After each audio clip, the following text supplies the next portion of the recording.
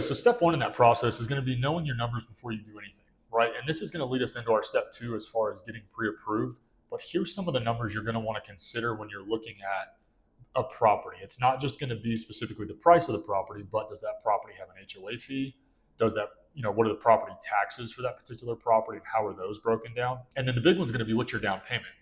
Conventional loans, you're going to be anywhere from 5 to 20%. FHA is going to be 3.5%. And then you have VA and USDA if you qualify and if the property qualifies, that could be 0% down, right?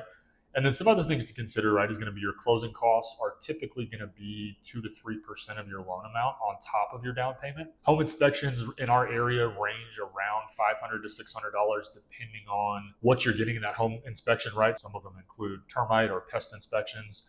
That all kind of depends on the property. Your appraisal fees are usually going to run $500 to $700 depending on where the property is at. If the appraiser has to travel a little bit, it could be a little bit more. And then what about moving costs or utility deposits or immediate repairs that have to be made to the property as you're moving into it? So these are just some things to consider. And now we're going to talk a little bit more in step two about what your actual pre-approval process looks like and how to go about that process. Now, step two is getting pre-approved. Now, there is a qualifier here of getting pre-approved versus pre-qualified.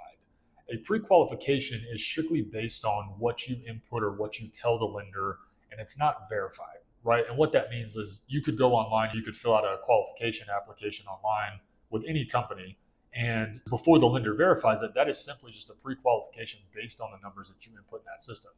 A pre-approval, however, is a lender verified approval for a specific amount of money.